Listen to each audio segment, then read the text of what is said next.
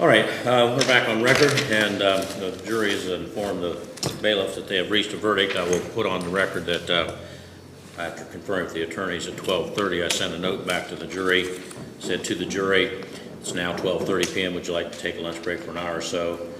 Judge Koss, and the return was no, not yet, one more issue to discuss, so apparently that was enough. So, Mr. Reno, if you would bring the jury in, please.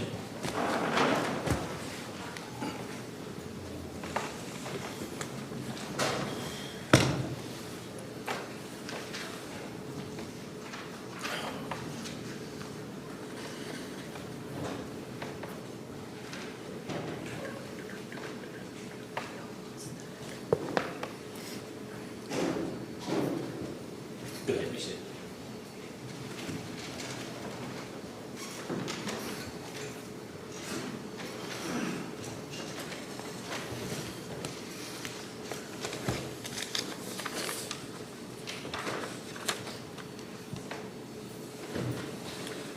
Okay, so thank you. Be seated, please.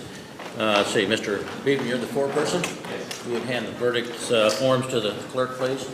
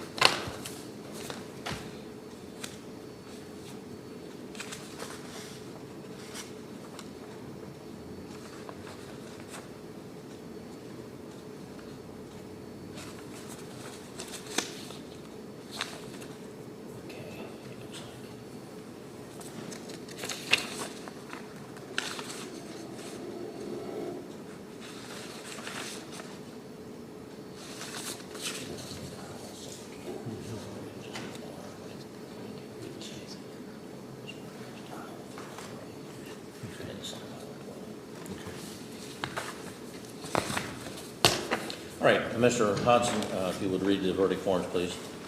Court of Common Pleas, Highland County, Ohio, State of Ohio versus Richard Wayne Johnson.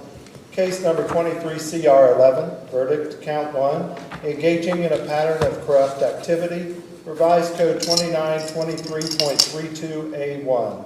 We, the jury, having been duly impaneled and sworn, find the defendant, Richard Wayne Johnson, guilty of engaging in a pattern of corrupt activity, a first-degree felony, as he stands charged in count 1 of the indictment. In the Court of Common Pleas, Highland County, Ohio, State of Ohio versus Richard Wayne Johnson. Case number 23CR11. Verdict, count 2. Aggravated trafficking in drugs, Ohio Revised Code 2925.03A2. We, the jury, having been duly impaneled and sworn, find the defendant, Richard Wayne Johnson, guilty of aggravated trafficking in drugs as he stands charged in count 2 of that indictment.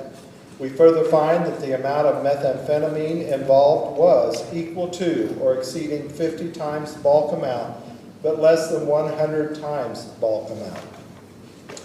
Court of Common Pleas, Highland County, Ohio, State of Ohio versus Richard Wayne Johnson. Case number 23CR11. Verdict, count 3. Aggravated possession of methamphetamine, revised code 2925.11. We, the jury, having been duly impaneled and sworn, find the defendant, Richard Wayne Johnson, guilty of aggravated possession of methamphetamine as he stands charged in count 3 of the indictment. We further find that the amount of methamphetamine involved was equal to or exceeding 50 times bulk amount, but less than 100 times bulk amount. Court of Common Pleas, Highland County, Ohio, State of Ohio versus Richard Wayne Johnson. Case number 23-CR11. Verdict, count 4, aggravated trafficking in drugs, Ohio Revised Code number 2925.03A2. We, the jury, having been duly impaneled and sworn, find the defendant Richard Wayne Johnson guilty of aggravated trafficking in drugs, a 5th-degree felonies, as he stands charged in count 4 of the indictment. In the Court of Common Pleas, Highland County, Ohio, State of Ohio versus Richard Wayne Johnson. Case number 23-CR11. Verdict, count 5, aggravated possession of drugs, Ohio Revised Code 2925.11. We, the jury, having been duly impaneled and sworn, find the defendant Richard Wayne Johnson guilty of aggravated possession of drugs, a 5th-degree felony, as he stands charged in count 5 of the indictment. In the Court of Common Pleas, Highland County, Ohio, State of Ohio versus Richard Wayne Johnson. Case number 23-CR11. Verdict, count 6, possession of cocaine, Revised Code 2925.11.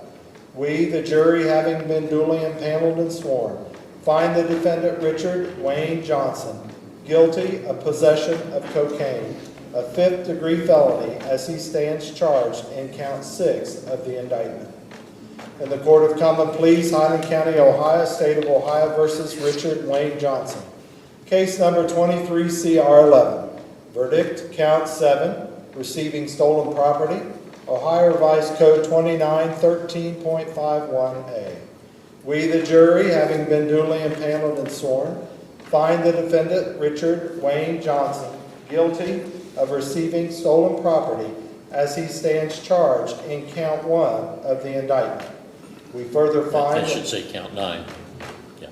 Count 9? Yes. Okay. I'm sorry, count.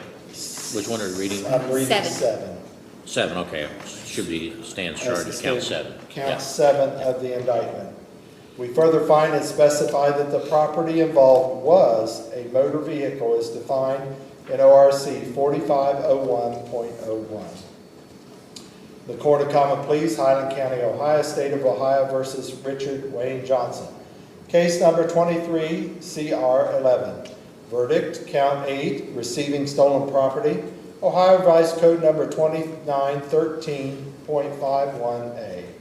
We, the jury, having been duly impaneled and sworn, find the defendant Richard Wayne Johnson guilty of receiving stolen property, a 1st-degree misdemeanor, as he stands charged in count 8 of the indictment.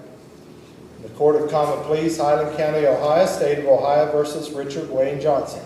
Case number 23-CR11. Verdict, count 9, aggravated possession of methamphetamine, Revised Code number 2925.11, alleged value.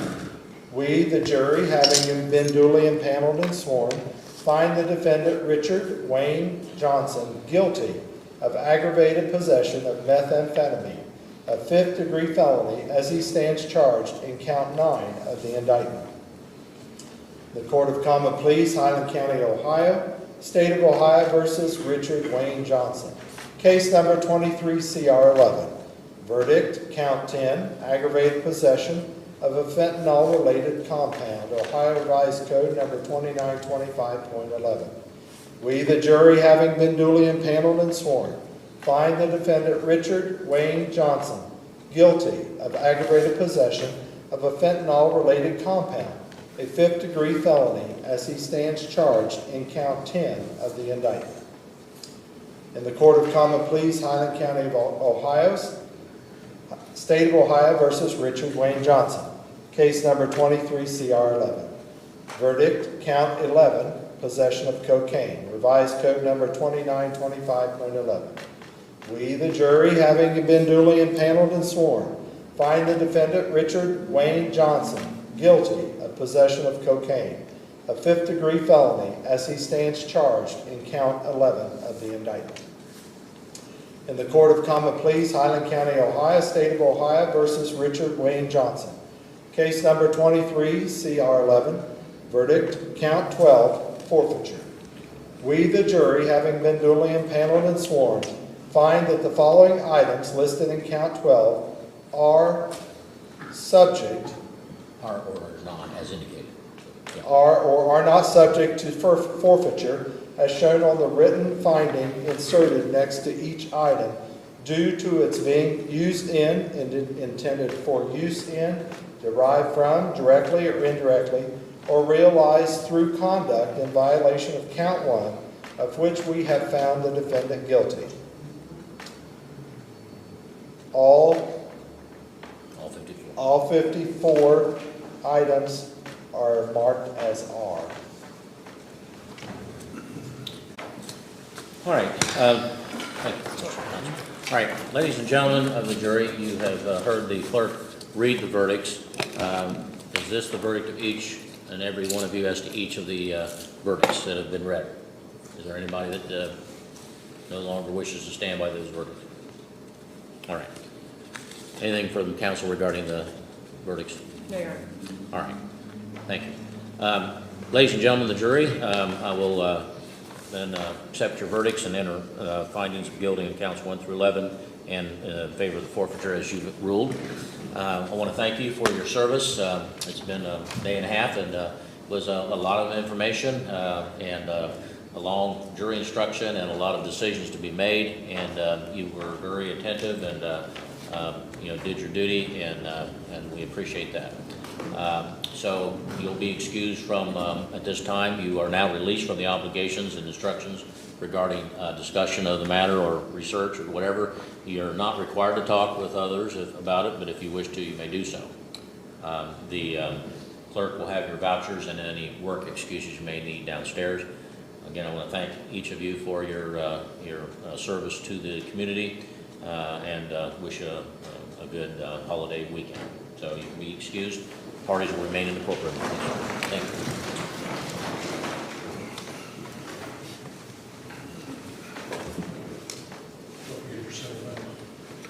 Yeah, don't forget to pick up your cell phones there in the windowsill. Thank you.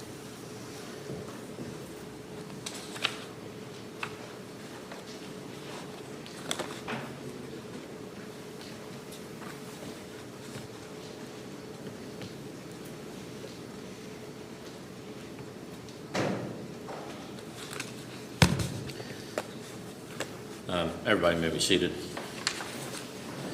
All right. Johnson, you've been found guilty. It's order of the court, your bond is revoked and you're remanded to custody at this moment. Now, I'm going to go ahead and proceed with sentencing, but if you would like to have, well, first of all, do we need to take a break to notify the victims of the sentencing, or did they wish to be present? No, Your Honor. They do not need. They did not wish to be present. No. Okay. All right. Now, do you want to have a few minutes to talk with your client before we proceed with sentencing, or do you want to go ahead and do it now? Your Honor, at this time, I have not been given permission to waive a pre-sentence investigation report. Well, you don't have a right. He doesn't have a right to it, so I'm not going to order one because it's a mandatory sentence. So Absolutely. it would be. There's no reason for it. I don't think that anything that would be in there would be of any great benefit to the court. So. Then I would ask for a few minutes with my client. All right. We'll recess for 15 minutes then. Thank you. Go ahead and take him into custody, but he will be permitted to talk with his attorney in the jury room. Well, Dan, you want to go ahead and clear out the jury room?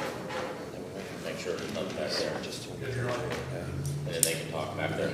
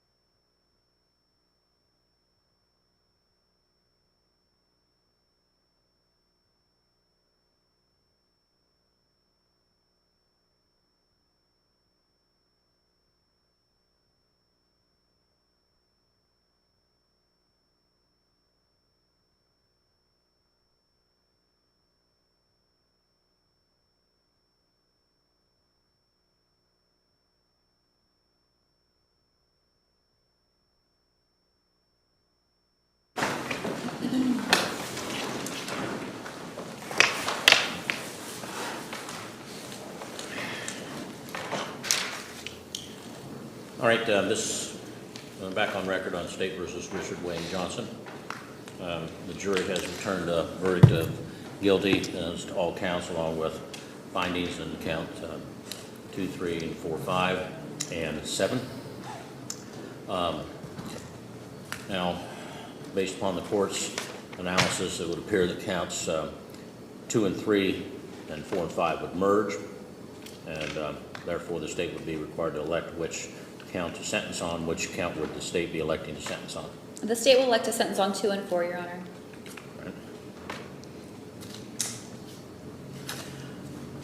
All right. On behalf of the state, Your Honor, I would ask the court to impose a substantial prison sentence in this matter. I would note a few things, just for consistency purposes for other defendants similarly situated, the most recent being Wesley Howard and Chris Hertzler, who were sentenced to substantial prison terms for their very, very similar cases. I would also note, and would want to make the court aware of this, just with the evidence that was presented over the last day, it would sound like we only learned about Scooch Johnson in June, but that is certainly not the case. The name Scooch Johnson is a name that Investigator Sanders has told me for a while. Somebody that we knew was moving a substantial amount of ice in this county, and sure enough, he was. The names in the ledger books, I know the court's familiar with some of the names that were said yesterday during the testimony. This is someone that was trafficking to a large number of people in this county. I would also say, and this somewhat came out yesterday, when Investigator Sanders was asked why it was decided to go ahead and serve a search warrant, because we had only done 2 buys, which is not typical for how we operate. We usually do more than that. But and he said because the neighbors said, you've got to do something. This is out of control. And it was out of control. The amount of traffic, the amount of property that was coming up missing, it was just nonstop. And that is why they didn't build more buys. They just went ahead and served the search warrant, and we found what we found. We had absolutely no prior knowledge that the day that we hit that door that they would have re-upped the night before. So that's how often they were getting that amount of dope in that house to resell, because we just randomly hit on that day and they had just re-upped the night before. I would just ask the court to take all of those things into consideration when sentencing this defendant. Thank you. all right, Ms. Mimsy.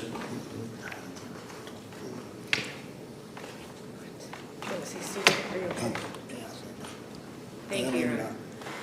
Would you allow my client to remain seated? Pardon me? Would you allow my client to remain seated at this time? Sure. Thank you. Your Honor, Richard has always been adamant with me that he wanted to exercise his constitutional right to have a trial, and now is his opportunity to really speak with the court through counsel. Richard knows that what was going on was wrong, and he absolutely got tangled up in the net that the state spoke of. I think he was an addict originally as well, and things spiraled before he knew it. He was certainly in too deep. He does have significant health issues, significant nerve damage through his back, and is currently risking some permanent nerve damage in his hand. The court is aware of his most recent injury. I would ask the court to take all of that into consideration. I would also ask that the court recognize his lack of record when sentencing accordingly. I believe that the individuals the state spoke of did have more significant records than Mr. Johnson. I would argue here, Your Honor, that the minimum sanctions of these mandatory sentences are appropriate, and ask the court to do the same. Thank you. Mr. Johnson, is there anything you would like to say? You're not required to speak, but if you would like to speak, the court will hear whatever you have to say. No, sir. Your Honor. All right, well, this is, the case against you is overwhelming, no question about it. Jury took a while to go through a lot of the things in terms of forfeiture and so forth, but, you know, they had indicated just a few minutes before 11 that they'd reached a verdict already and they had to fix a jury form, so we sent them back to correct another form, blank form, for them to execute. And then they went on to do the rest of their work. And it's clear that your occupation is drug dealer. There's no other way to put it. I don't doubt you have physical issues, but you know, the fact is you're a drug dealer, and you've been dealing drugs, and you know, based upon the fact the neighbors were, you know, it appears like everybody in the neighborhood knew it. And if the sheriff had, if they just spent a little more time, they probably would have got a lot more advice from you, but they didn't think they needed to do it. I don't disagree with the decision. I think they did what they needed to do. And then after this July 12th search warrant, you didn't scale back your operation, obviously, because when you got stopped on the 12th of September, you had more drugs with you, and more black books, and more, well, and a pink book, and you know, quite honestly, you have one of the more sophisticated record-keeping systems of drug dealers that have actually gone to trial, where I've heard testimony about that. So there's no question you're a significant drug dealer, and you know, it's important to the safety of this community that that they be protected from you, as well as the fact you should be punished for what you've had. Now, I know you do have at least one prior felony conviction, Ross County, and you've served one previous prison term, right? Okay. But even if that weren't the case, somebody that deals as much as you've been doing, and the extent to which you deal, it's clear that you need to be held accountable. So, with regards to count 1, engaging in a pattern of corrupt activity, it's ordered that you serve a term of incarceration, Corrections Reception Center in Ohio for later assignment of 10 years. With regard to count 2, you're ordered to serve a sentence of 8 years. With regard to count 4, you are ordered to serve a sentence of 9 months. Count 6, you are ordered to serve a sentence of 9 months. Count 7, you're ordered to serve a sentence of 12 months. Count 8, you're ordered to serve a sentence of 30 days in Highland County Jail. That will run concurrent with the other sentences that are being imposed for the felonies. With regard to count 9, you're sentenced to serve a term of 9 months. With regard to count 10, you're ordered to serve a sentence of 9 months. And with regard to count 11, a sentence of 9 months. Each of those sentences are ordered to be served consecutively to one another. The reason for that is the court finds that your conduct occurred as 2 or more courses of conduct with 2 different dates involved. Plus, it's clear that the pattern of corrupt activity occurred over an extended period of time. Ms. Brigner had indicated, you know, a couple of years that she was with you. And that would seem to be the case based upon all the information that was accumulated in this investigation. The court also finds that this conduct is such, together with your previous conviction, that is necessary for protection of the public. The court further find that the sentences that are being imposed are not, one single sentence would not adequately reflect the seriousness of the crimes that you have committed, and therefore consecutive sentence is appropriate and justified under the circumstances. Now, with regard to count 1 only, under the Reagan-Topes law, I have sentenced you to serve 10 years. That is a minimum, and I believe that's a mandatory sentence, isn't it? It is, Your Honor. And, counts 1 and 2, failed to say, are both mandatory sentences, so that's a mandatory 18 years. Now, as to count 1, and let me go back, the other sentences are not mandatory, but counts 1 and 2 are. Now, with regard to count 1 only, under the Reagan-Topes law, the Department of Rehabilitation Corrections could, at their discretion, based upon the law, extend that term for up to 50%. So that means that the maximum sentence on count 1 could end up being 10 years, or 15 years. It would be 10 plus 5, or 50% or half, which would be the additional 5.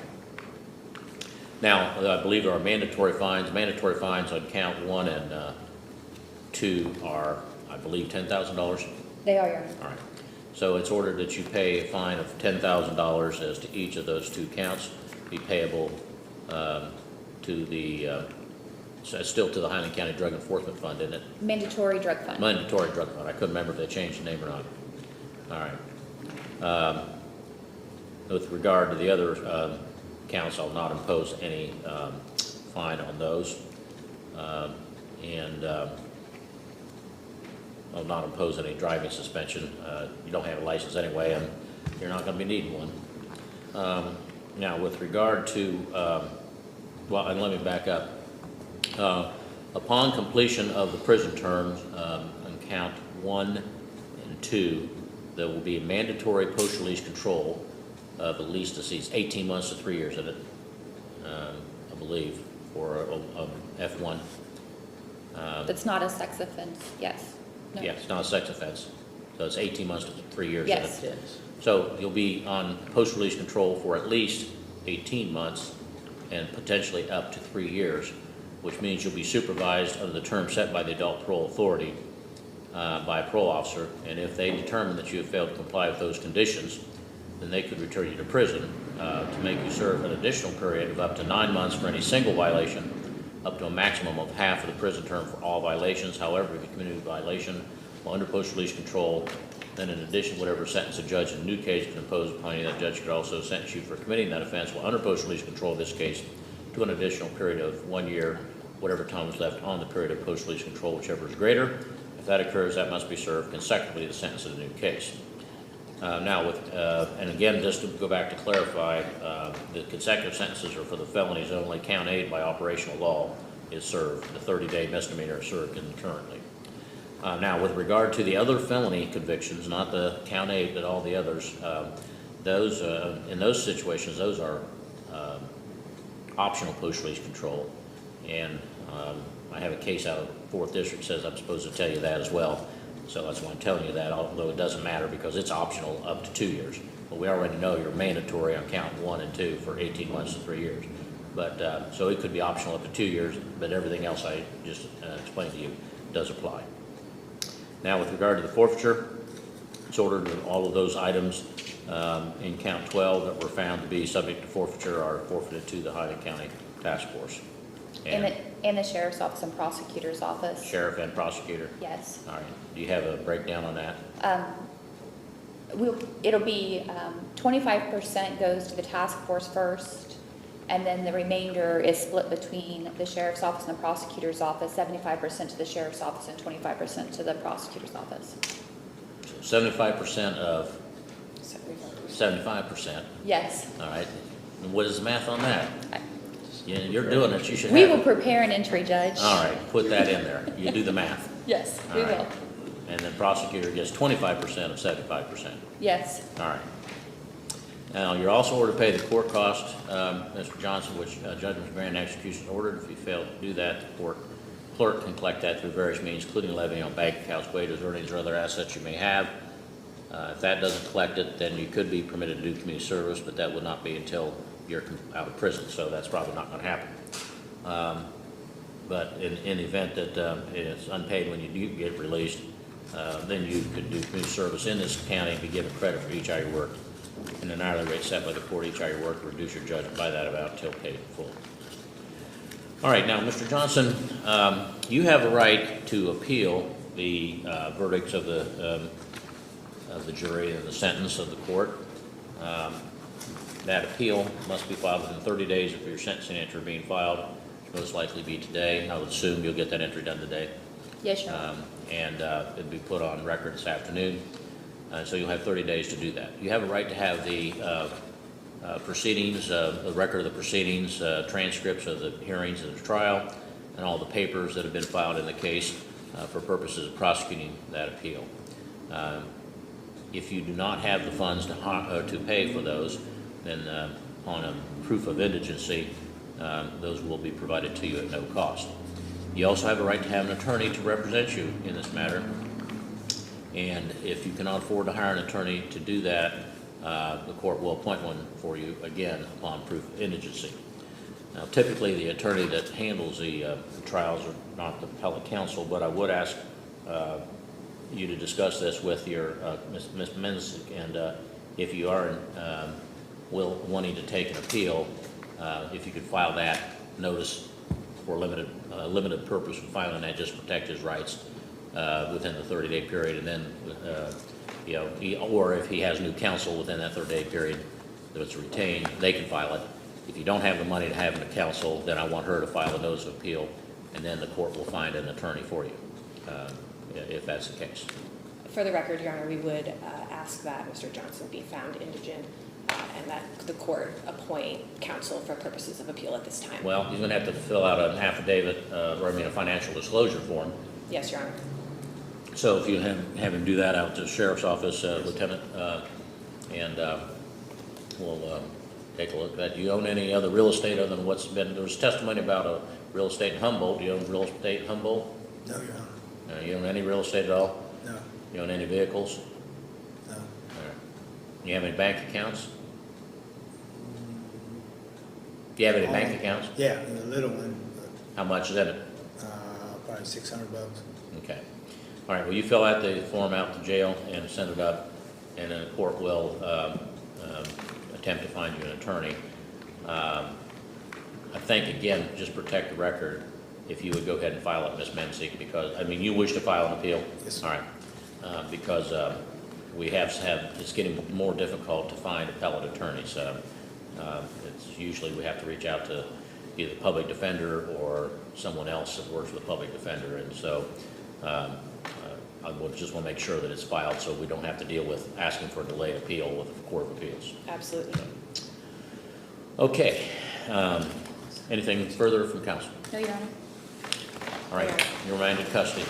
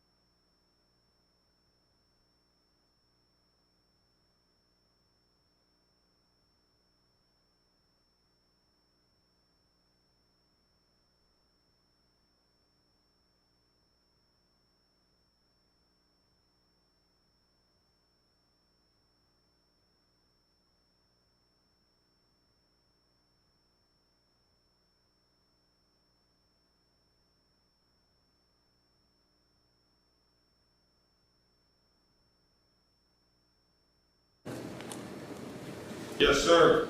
All right. This is case number 23, Sierra 58, State of Ohio versus Bradley Allen Clark. His attorney is Dennis Kirk, who's present in the courtroom, along with Assistant Prosecutor King. And Mr. Kirk, did you have an opportunity to talk? All right. Mr. Clark's charged with one count of aggravated possession of methamphetamine, a fifth-degree felony. I believe this would be the first pretrial. And looks like our final pretrial set on July 19, and a trial date on August 7th. I see the state's provided bill of particulars of discovery. Your discovery will be due by final pretrial, Mr. Kirk. Okay. Do you anticipate any pretrial motions? Not at this time. All right. And has there been a plea offer received? There has, and I did relay that today via the video to my client. All right. Are there any other matters then we need to discuss at this time? Nothing from the state, Your No, Honor. Your Honor. All right. Mr. Clark will return you from the institution for your final pretrial on July the 19th. All right. All right. Thank you.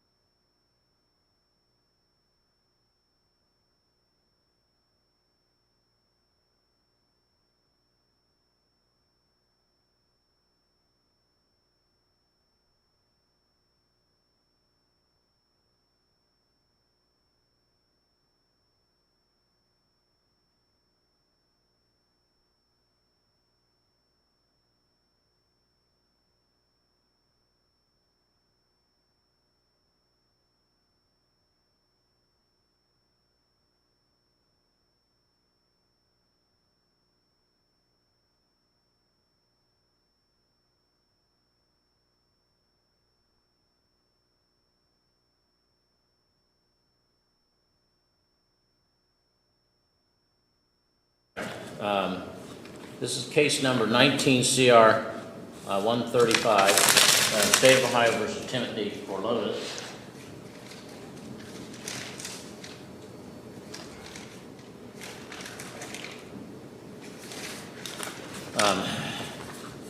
Let's see here.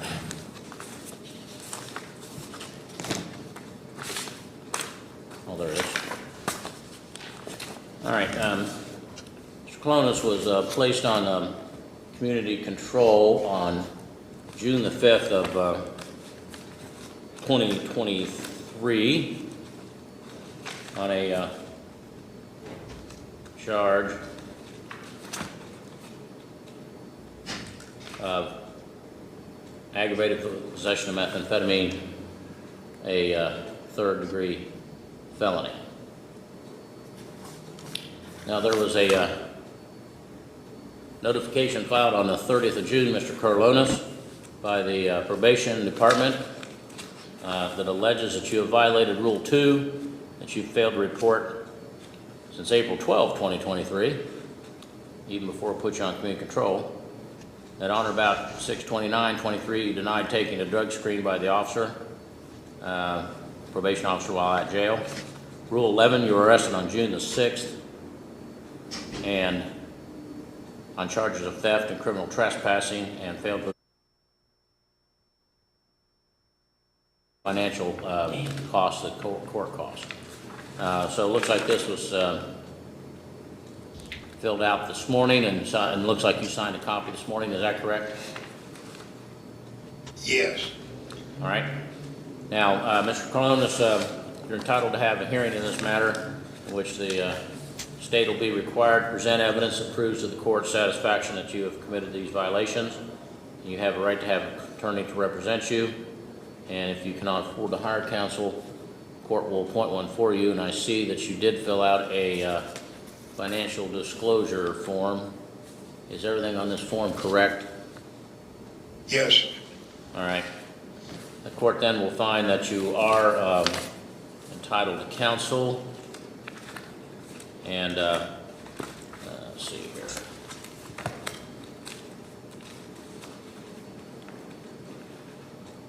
All right, the court appoints Attorney Catherine Hampton to represent you.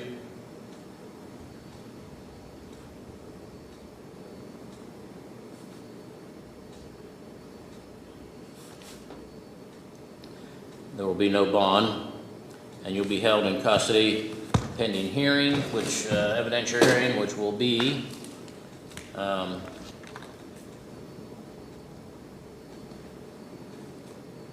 July the 6th at 2 p.m., assuming Ms. Hackner is available. If she's not, it may need to be continued. We'll inform her of her appointment, and she'll be in contact with you. You have any questions? Your Honor, is there any way that I can have an OR or a furlough? I'm in a wheelchair. Yeah, I can see her in a wheelchair. I'm not blind.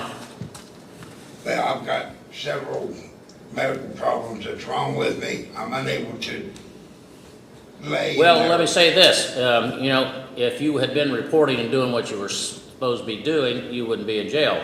So why would I let you out to do the same thing all over again? Yeah, I may look dumb, but I'm not as dumb as I look. So the answer to that's no.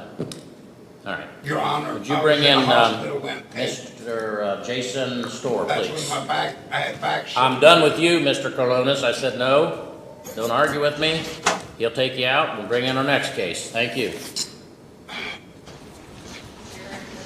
Yeah.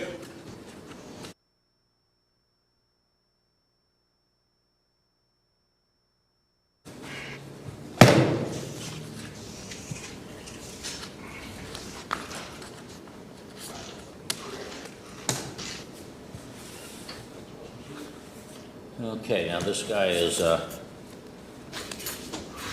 he's the one that has the victims. Okay. Have a seat there, sir. This is a Raymond.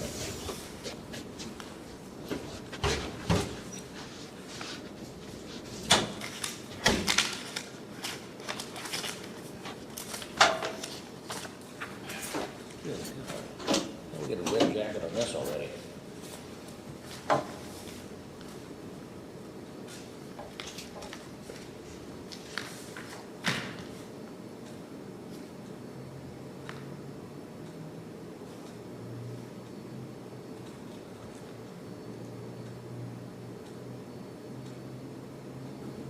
All right, are you Jason L. Storr, appearing there from the jail? Yes, sir. All right, Mr. Jason Storr, A. Storr. you were indicted by the grand jury on June the 6th in 2 cases. Case number 23 CR 53 is for breaking, entering, and theft.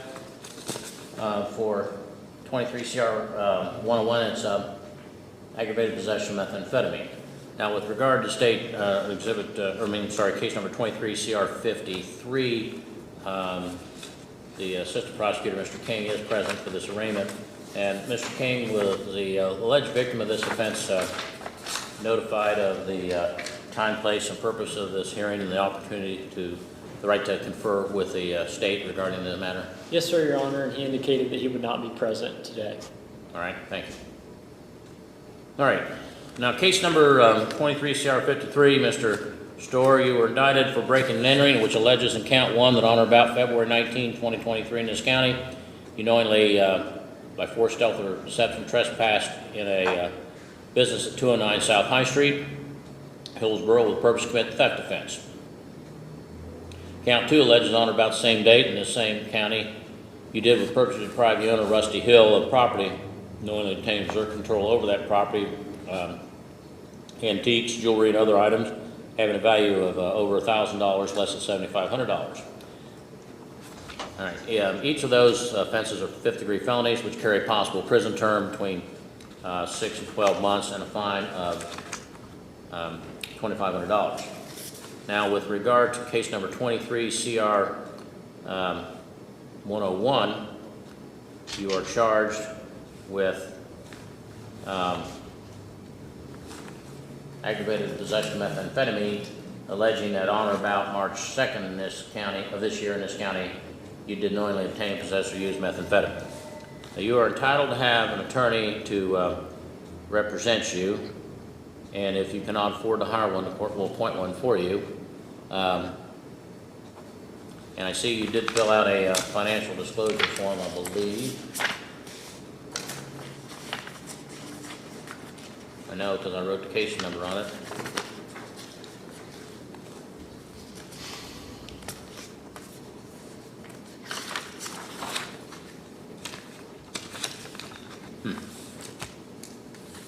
Here it is. All right. It says you are working at Anything Concrete, making $2,000 a month. Is that correct? Yes, sir. All right.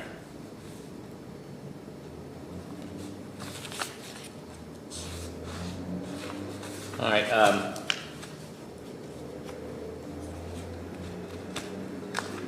Did you have an attorney in the municipal court on this case? Yeah. And who was that? Do you remember? Well, they had two of them. I can't hear you. Who? They had 2 different ones. Then they. Wait a minute. Let me turn this up. Okay. Who was it? I don't really know who it was. They had 2 of them, and then they switched it around because of conflict of interest. Okay. Well, it couldn't be him because I believe, didn't he represent Mr. Hill? No, that was Mr. Wagner. Oh, Mr. Wagner had Mr. Hill? Okay. All right. All right, then the court will appoint Attorney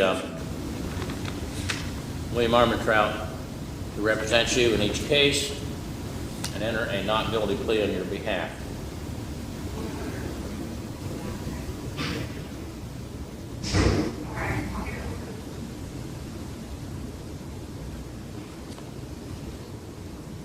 Now, Mr. Storr, I know you posted a bond in the first case. The reason you were arrested is because they were not able to serve you. Where are you living?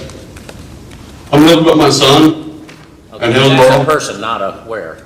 Who or what is At Hillsborough, Ohio. Pardon me? 12466 Ladd Road. And is that a Bainbridge address? That's a Hillsborough address. Hillsborough, all right. How long have you been living there? Roughly about a year. All right, well, I'm not sure why they couldn't serve you with this. I'm thinking that it was, this is one that was supposed to be in Lincoln County not, but in any event. All right, I'm going to go ahead and continue to release you on that bond, $5,000 bond.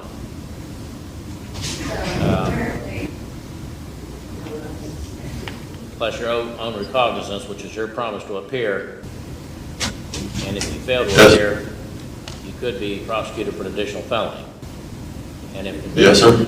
sentenced on that, no matter what happens in this case. Now, you'll also be be required to pay a deposit of the service fee deposit of $171 plus within 30 days of your release. Yes, sir. Now, if you fail to appear, then you could be prosecuted for an additional felony and a conviction sentence on that, regardless of what happens in this case. Now, in case number 23 CR 101, I'm going to go ahead and release you on your own R only, but you'll also have to pay a deposit within $171 to the clerk. In that case, those are secure payment of statutory required fees. You're under pretrial supervision of the probation department's conditions of bond, so you report to them immediately after court, after you're released. You know where that's located. Yes, sir. All right.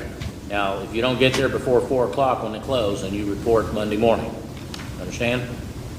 Yes, sir. Now, you're to report once a week for 4 weeks. After that, as they determine, undergo random drug testing, provide phone numbers for home, cell, and employer, not to have any contact with the alleged victim in 23 CR 53.